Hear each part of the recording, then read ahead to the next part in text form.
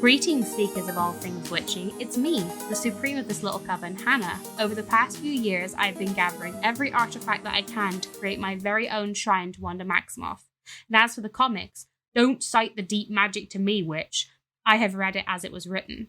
I've been sharing my obsession on both TikTok and Instagram for over a year and a half now, trying to convert as many people as I can. Converting me? Yeah, really trying hard. Really trying hard to convert me. Yeah, and I mean, I've converted you to having a TikTok. So you have. Nick is our expert on all things film, language, cinema. He's got the cinema.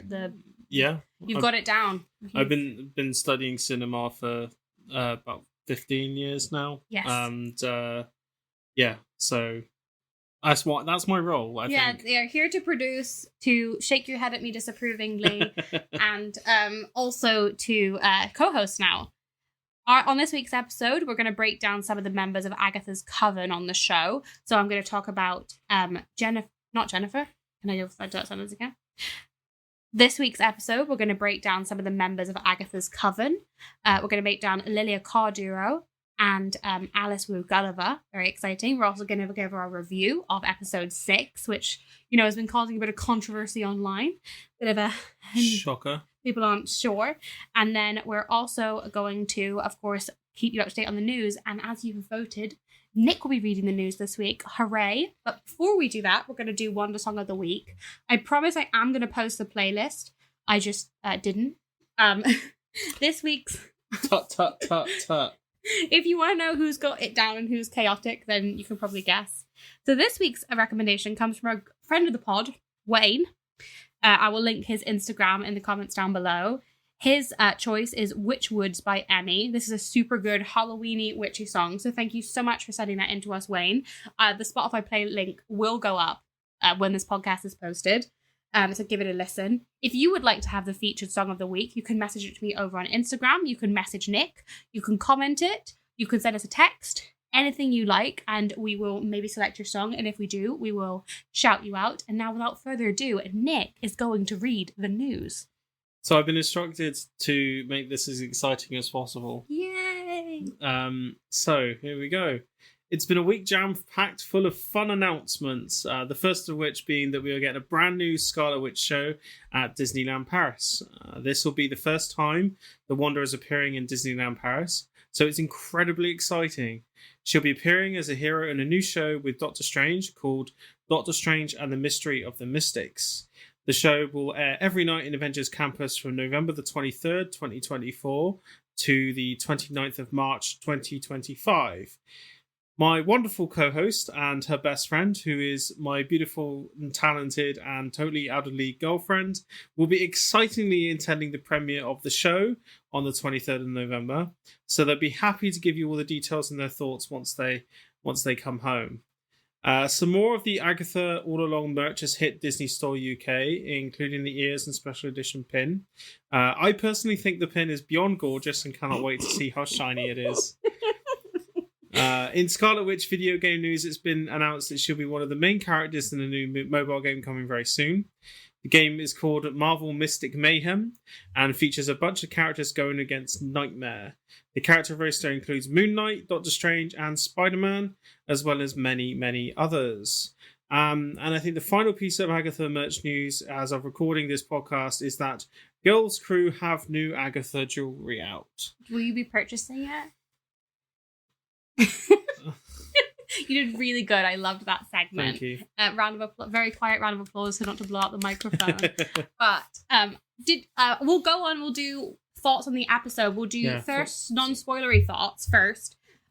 So what did you think overall? Did you like this episode? It was the best episode yet.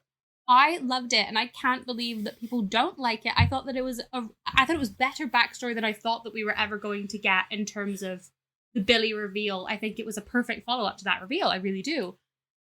It was really, really good. I mean, it was. I liked how the fact that Billy kind of interacted with everybody before, the premiere, which was really quite cool, and seeing how. I mean, that's not a spoiler. I mean, and kind of seeing how like his life is and his life was before the Witch's Row kind of came along. It was really, really interesting to see that dynamic. And we've got some interesting kind of character developments with him in the and some really superb acting from everyone involved in the episode. I think that this was a real showcase of everybody's talents on the cast, to be honest, other than obviously Jennifer's, because she's not really in the episode. But I do think that Catherine Hahn's performance at the end, the subtleties of it, I just could not be more like enamored with the way this cast interact with each other. And I think that the practical effect of we saw it in the trailer, so it's not really a spoiler. The car hitting the tree, you couldn't tell they really... Yeah. I saw the behind the scenes footage of them shooting that. You can tell they smashed that car into a tree. Like, thump. It was up. It was a thump. I also just feel like it's doing storytelling in a good way where the twists in the show make sense to the context clues that we are being given. I hate when twists are for twist's sake. Yeah. Rather than a good twist, you should actually be able to guess by looking at context cues throughout the episode. And I think that Agatha all along is doing that very well. People are a little bit like annoyed because it's the obvious answer. I'm like, of course it's the obvious answer, because your answer should be signposted. A good twist actually shouldn't come from absolutely nowhere. And I just think that I just want to praise the costuming on this show for a second, because watching the difference between William's costuming and Billy's costuming and the way they're storytelling through Lilia's costume, I honestly just need Daniel Skellen to get his Emmy already. Like, give him his Emmy. For sure. Do you want to do non-spoiler thoughts? Non-spoiler thoughts, I don't understand why everyone's complaining. I really don't. This is why we can't have nice things. It was a really, really good episode. I was really quite excited to see the longer episode time. If you've been listening to the podcast, you'll know that we've been clamoring for longer episodes, and we finally get a longer episode, and it really paid off. Like, it really felt like it took its time, but like I said, the episode finished, and I was like, the pacing on it was just excellent from a writing standpoint. The pacing was really, really good, and why did Evan Peters literally eat up that acting performance for like 5 minutes of screen time? He absolutely chewed being like traumatized, witch crazy. Like, I was like, guys, you don't need to go this hard. No, bringing back his character from WandaVision. I mean, it could have been a bit of a throwaway, or a bit of a gag, or something that was really not needed. But it, he gave exposition in the best kind of way, and it was kind of the best way for his character to come back. And Evan Peters was he poisoned great. Sparky. It was him. He poisoned Sparky. It makes me just think that Jack Schaefer is just one of the best writers that we've had in Marvel for a long, long time. In terms of, I saw even, apparently there was a deleted scene that they didn't put in where Alice asks for Billy's name and she can't hear him when he says it. Yeah. But they didn't include it because they thought that it might be weird for Billy's parents, but like I almost would have loved that in. I loved Patti LuPone's performance, and I saw them talking about how they decided to make her like costume inside the tent different from her regular clothes, in that she's obviously putting on a performance, but you see that also the moment where you realize that she's forgotten writing the sigil. I just thought was this beautiful, and also how powerful Lilia is. She caused the whole of Multiverse of Madness. I was wondering how they were going to handle that last week. Obviously, when we had the reveal, I'm like, well, if he was just in Westview, Eastview even, all the time, how are we going to handle that in terms of, obviously, Wanda couldn't sense the boys in her universe, and how are they hiding Tommy too? I wonder if the sigil works on both, or kind of how that, how that goes. I think that is a really interesting question to be answered. It's creating questions to be answered that I think are worth kind of exploring. I don't think this show is making questions that no one is interested in. I really do think it's justified its own existence beyond my wildest dreams, and I just can't wait to see what these characters do next. Like, every week I'm sitting here like, we have to wait to find out, because I'm so excited. Like, I am so interested in how the trials are going to shape up. 3 episodes left. Mm-hmm. So we've got, next week is Lilia's trial. And has that been confirmed? Yeah, we know that. Right. Next week is Lilia's trial, and then at some point, so the rumor goes that one of the episodes on finale night is the Witches Road special rather than an actual episode, which is something they were showing. It was a special presentation at D23 that they were showing. I really hope it isn't, because I don't think we've got enough time to wrap up everything in 2 episodes unless they're like 2 hours long. Yeah, I'm not really sure on that. Yeah. No, I'm not sure on that. I am, like, things I really want to see are, I want to find out what happened to Nicholas Scratch at this point. We need to know. The children need to know. I do want to get a little bit more resolution to Alice's storyline, if that's possible. Her just dying doesn't feel enough. Do you know what I mean? Like, I feel like there's still something left to say in her story. Obviously, I really hope that this is leading on to something. I don't know if you can tell what I want it to lead on to. Maybe. Is it a certain red dressed woman? It's time for our favourite segment. Wonder Watch. You just blew out the mic. Wow. So the sacrifices have to be made for the best segment of this podcast. She was mentioned a lot in this episode, and she isn't dead. Just gotta say, she's not dead. Hannah's saying that, and she's rocking backwards and forwards. Do you genuinely, I have to ask you, I've never asked you this, do you think I'm delusional? I don't. I don't think you do think she's going to come back? I don't know if she's going to come back in Agatha all along, but I do think, she the character is coming back. I mean, outside of the narrative of the MCU, all signs point to Elizabeth Olsen returning as Scarlet Witch. There's a lot out there that's kind of signaling that that's the case. She's probably the most popular female character now after, Marvel's crashed and burned. She's now the most popular female character, and we've got two massive Avengers team up movies coming up in the next few years. And like you can't pin all the female baggage and narrative baggage onto Shuri, No. or Okoye, it just can't happen. And the Marvels had its issues, but the narrative signs point to kind of Wanda returning as well, and it does feel like it's heading that way.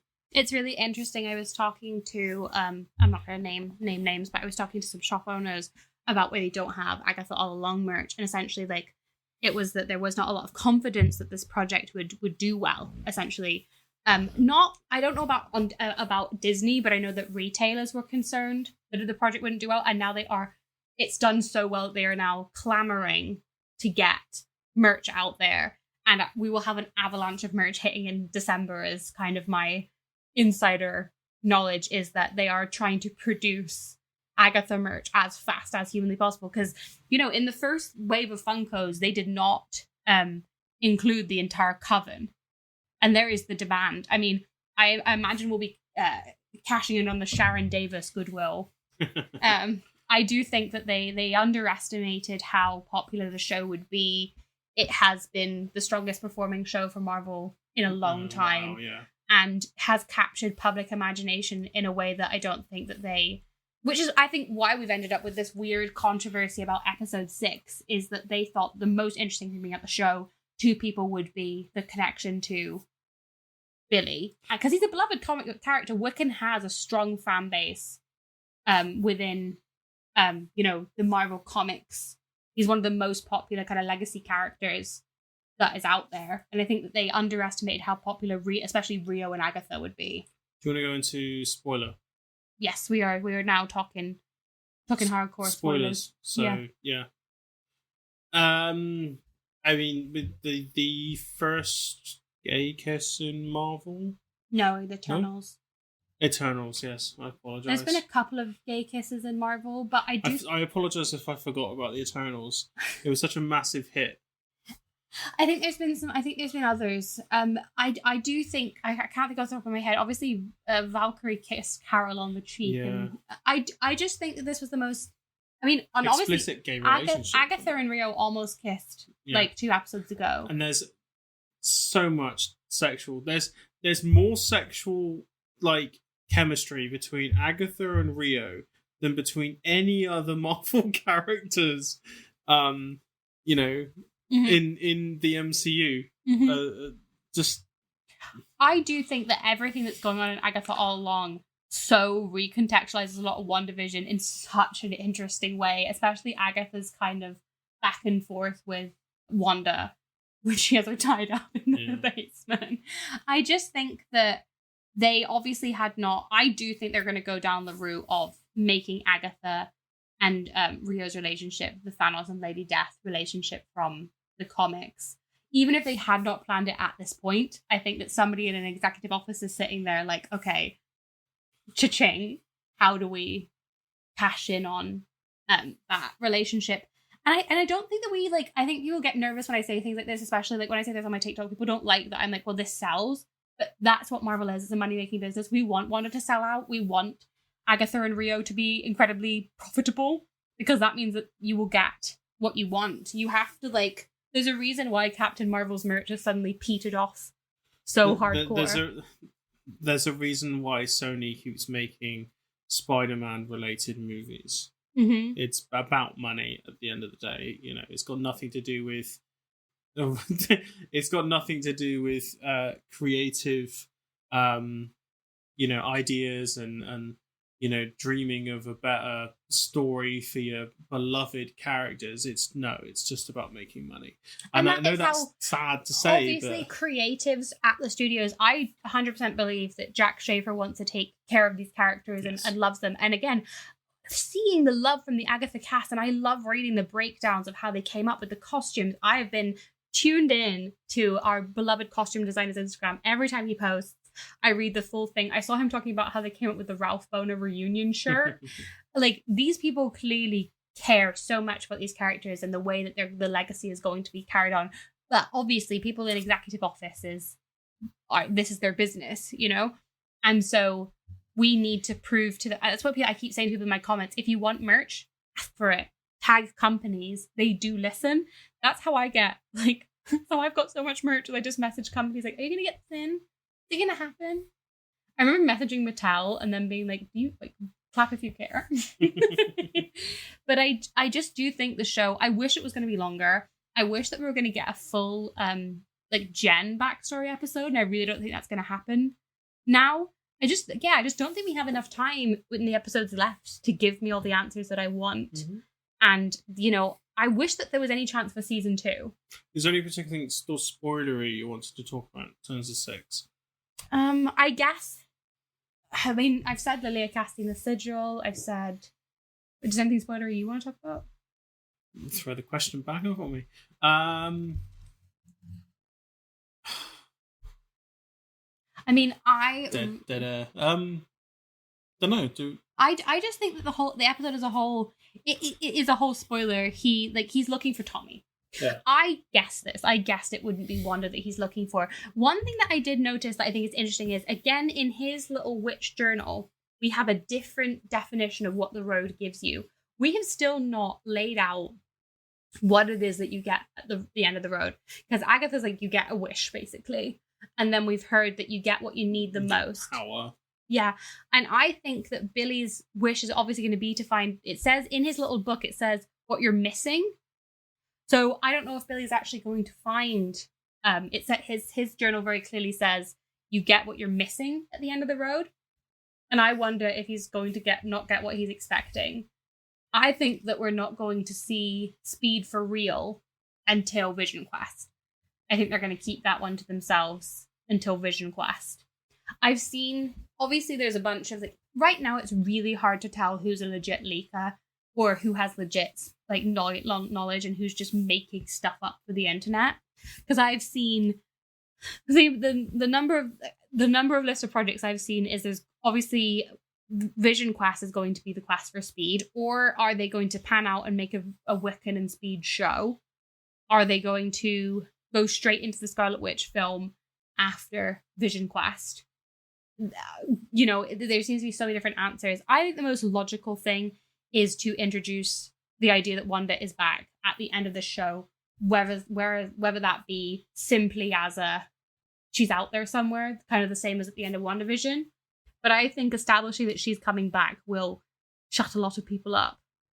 Can't say who, but it will shut some people up for a period of time. What do you think? Yeah, no, I think in terms of the Wicked and Speed potential, whatever that's going to look like, it is kind of well known that the whole Young Avengers project and Marvel is not really gone anywhere. They had these grand ideas and it's just not happened, which is a shame because Haley Steinfeld is she's right there. I heard they might get a Hawkeye season 2 instead. Yeah, I mean that's maybe that's the only show that really you can kind of do that with. But again, I think that both Moon Knight and Moon Knight. Yeah. I keep forgetting about Moon Knight. See, I think they could have made a second season of Falcon and the Winter Soldier. They just chose to make Brave New World. Let's not talk about Brave New World. Let's never talk about Brave New World. A couple of things that kind of really got me that are really interesting was the set design of Billy's bedroom, both before and after the crash. There was a Reddit post. I picked up watching the episode that there was a Goonies poster. They're not actually called the Goonies on this poster. If you blow up the image and change the brightness, it's called the Goofballs. But the styling of the image is blatantly a Goonies, and the Goonies is about finding something in a treasure map. So, and then there's that. There's also the Jennifer's body poster, which I love because I imagine the crash, wasn't it? Yes, I imagine that Agatha inspired. There was also a Craft poster as well. Well, I think that everything that is in the credits is in some way referenced in Billy's room. Yeah. Billy's room, because the road changes for the Coven, and Billy, it was clearly always meant to be a part of the Coven because he's the Black Heart. So Rio's just a whatchamacallit, a tourist. Yeah, chaos demon. I think that it's really interesting that that Agatha was at the source of so many tragedies, and I just want to see a show of Agatha on the Titanic and causing problems. The one that got me was her possibly being Jolene and being slapped by Dolly Parton. That was the funniest one of the lot. I saw on Twitter that I'm not watching The Penguin, but 9 to 5 was played in The Penguin, and obviously Dolly Parton is now canon to both the DCEU and the MCU because she's been mentioned in both, so Dolly Parton canonically exists in both. Dolly Parton's the only thing that connects those multiverses. She's the anchor being of all. She's a nexus being, clearly, because she exists in all of them. Final thoughts, I guess. It's a case of I'm glad that we got a 50-minute episode that really shaped out Billy's story in a way that it fleshed it out really, really well, and we got the kind of answers to questions that we were looking for, and we also got some really great acting from Catherine Hahn. Clearly Joe Locke was trying so hard not to break in that scene. You could really, really see it. That you can imagine that as soon as they said cut, it was on the floor laughing, and it is really, really kind of good to kind of get a Marvel show to kind of dig in this way. And episode 6 really was has been the pinnacle of it so far. And I'm looking forward to seeing where it really, really goes in the next couple of weeks. Yes. I wanted to point out one more thing, is that people were saying that Rio wasn't present in the room actually during Agatha's story during her hallucinations, and did she imagine her? But we know that Billy saw her when they were fighting, because she said, the scary but charismatic lady's back. So he does notice her. And I want to point out that in the comics, Death made herself invisible to everybody but Thanos. And so I wonder if she made herself invisible to everybody but Agatha when she was trying to snap her out of the spell, because we know that members of the Westview were coming over to her house and she didn't want to have to explain her presence, perhaps. I'm wondering if that was the case. And it does look like, though, that she didn't actually bring pizza. Agatha was just getting cups from her own kitchen. Yeah, poor Agatha. I just want to see like a flashback of her driving that car, but it's not actually a car. I would love to have seen that. I think it would have been top comedy. So I'm going to do our comic segment now. Yeah, let's move on to the comic segment. So today we're talking about Lilia Cordero and Alice Wu Gulliver. And since she was first to join the Quest for the Road and also created the sigil, let's start with Lilia, who made her comic debut in 1973 in Marvel Premiere. Before I get into her backstory, I need to address the fact that in the comics, Lilia is a Romani character, and much of her backstory is centered around this fact. While I adore Patti LuPone and I think she's doing an absolutely wonderful job in the show, I do wish that Marvel had managed to come up with an original character for her, or one whose backstory wasn't so tied to her Romani heritage. I do feel like the reason we haven't got a lot of her backstory, and it's going to be completely different in the show, is because it's so tied to her being Romani. Lilia was encountered by Doctor Strange after he ascended to the title of Sorcerer Supreme, and she took him prisoner due to her hatred for magicians. Don't worry, she's totally justified in this one. Lilia is a descendant of the first Baron of Mordu, named Nikolai, and his mistress, Makara, and who named their daughter Lilia. Because this comic was written in the 70s, Lilia goes by the outdated title of the Queen of the G-Slur, so I'll be editing this title while speaking about it to the Queen of the Romani. But just to let you know, if you Google her, the outdated terms will come up. In order to make a name for herself, the so-called Queen of the Romani, Lilia, often chose to take on the form of an aged crone when meeting others. She was also a part of a sorceress coven, which included Maria Rosoff and Malia Skoraldask. This coven was entrusted with the Book of Calistro, an ancient book of mystical knowledge that was collected from many sources, including from the Darkhold. This book had been passed down through the centuries, eventually ending up with Lilia. Lilia and her coven used the book to summon a magical, powerful object named the Serpent Crown from the wreckage of the Ancient One's Antarctic base. Once in the possession of the crown, Lilia and the rest of the coven combined their powers to search for other powerful magic users. Then they sensed the presence of the young Wanda Maximoff, who they prophesied would become incredibly powerful. They foretold that Wanda's powers would begin to manifest in 2 days, which incredible timing, ladies. They then summoned Wanda to come and meet them. Lilia appeared in the village that Wanda and her brother were living in with their adoptive parents using her crone form. Lilia was very kind to Wanda, showing her the Serpent Crown and the Book of Calistro, and then explained that she was taking Wanda to Castle Rosoff. While this was going on, elsewhere in Morocco, an ancient wizard met with the current holder of the Darkhold. The two of them discussed the predictions of Lilia's coven surrounding Wanda, and wondered what to do about the young witch's growing power. They noticed that Lilia had become more and more possessive of the Serpent Crown, and worried that because Lilia had the Serpent Crown, that Wanda's magic would be used to further the interests of the god Set, rather than their own master Chthon. They then made the decision that they must battle the witches to make sure that Wanda fulfilled the prophecy as a purpose for Chthon. Taboo, the keeper of the Darkhold, then opened a portal to Castle Rosoff. Meanwhile, back at the castle, the three witches had invited Wanda to live with them and study under their coven, explaining to her that she was destined for great things. They then joined with a young werewolf from Wanda's village called Gregor in the courtyard, just as Taboo and the wizard teleport in, deciding to abduct Wanda and raise her themselves. They then tried to take the Serpent Crown from Lilia, hoping that this would leave her relatively powerless, but Maria conjured up a bunch of spooky, scary skeletons to fight him off. However, he came right back at her with a number of giant snakes. Just as it looks like a full battle was about to commence, it was all brought to a halt by a powerful blast that comes from none other than the very young Wanda Maximoff, who had just cast her first hex. The hex caused the elder god Chthon to rock up, speaking through the Serpent Crown, and also through each of the sorcerers present. He announced that a great sorceress had been awakened, and that she should not belong to any coven or group. He also declared that the Serpent Crown must return to the ice, and that every person present will have children of occult significance. So, he just started up a band of Nepo babies. After Chthon disappeared, the witches spoke again and decided that Wanda must return to her village to someday be taught by Agatha Harkness in America. With hope for her future and marveling at the power that she will someday hold, they returned Wanda to her adoptive family. Unfortunately, later, Baron Karl Mordu came in search of the Book of Calistro. Knowing that the witches would never part with the book willingly, because it was literally their most precious possession, he put into place a plan. He seduced Lilia and began to gain her trust.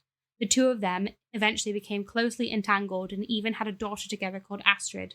Though, unfortunately, this story didn't have a happy ending, because after he'd grown close enough to Lilia, Carl assaulted her and stole the book. As a response, Lilia swore revenge and hatred for all magicians, like, same sis. This hatred of magicians meant that when she later encountered Doctor Strange, she decided to enslave him, which, pop off queen, he deserved it, deciding to use him to get revenge on Mordo. Together, they invaded Mordo's castle, intending on taking back the book, but were almost immediately attacked by a living gargoyle. Sensing that all is lost, Lilia released Strange, deciding that he isn't so bad after all. Unfortunately, during this battle, Lilia sacrificed herself in order to defeat the gargoyle and so that the book could be returned to the custody of somebody who would use it for the right reasons, thus ending her story in Marvel Comics so far. The next member of Agatha's coven we're going to talk about today is relatively new to Marvel Comics, having made her first appearance in the iconic 2016 Scarlet Witch run. So far, she's only made 3 Marvel comic appearances, but with her close connection to Wanda in the comics, I think it's likely that we'll see her back again soon for more. Alice was born to the magical guardian of Hong Kong, August Wu of the Coral Shore, and Detective Adam Gulliver. August had, before meeting Adam, been a more traditional magic user. However, after she decided to marry a mortal, she adopted a more pedestrian life. And despite having such an iconically powerful mother, Alice grew up without practicing magic of any kind herself. This was agreed upon by her parents, with her mother hoping that she would become a successful businesswoman like her grandmother, Madame Lan, though Alice instead wanted to become a policewoman like her father. This caused friction between her and her mother.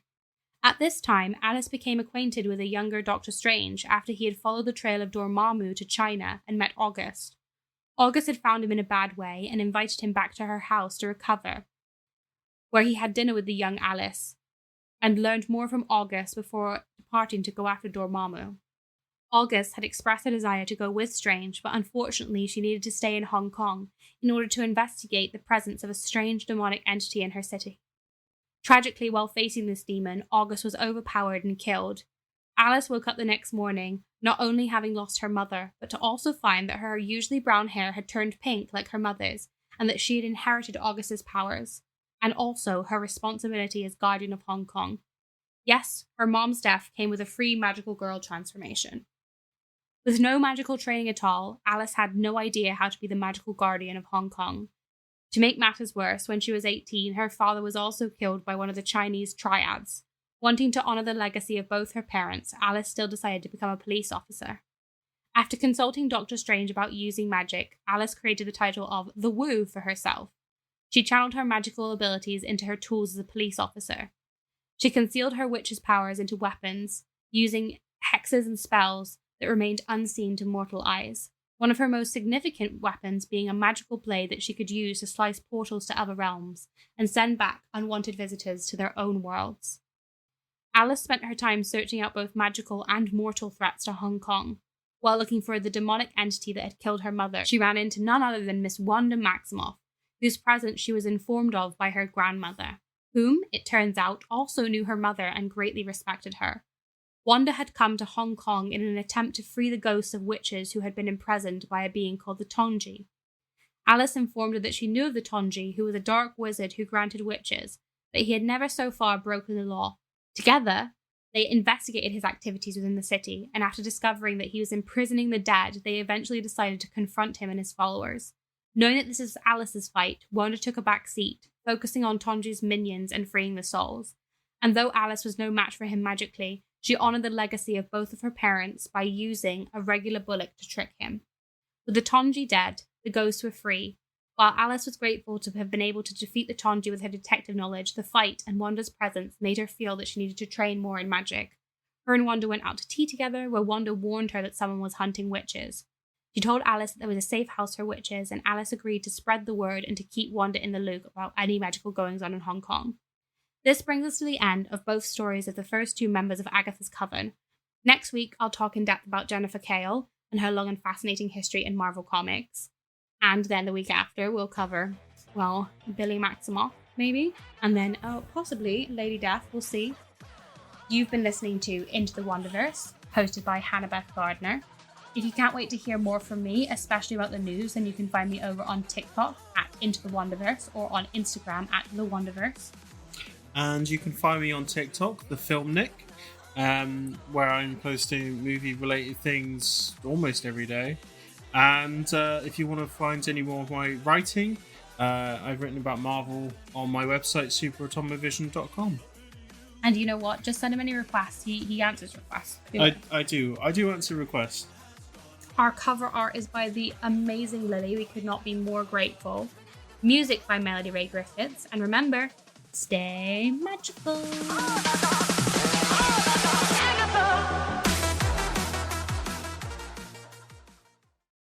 Alice spent her time searching out.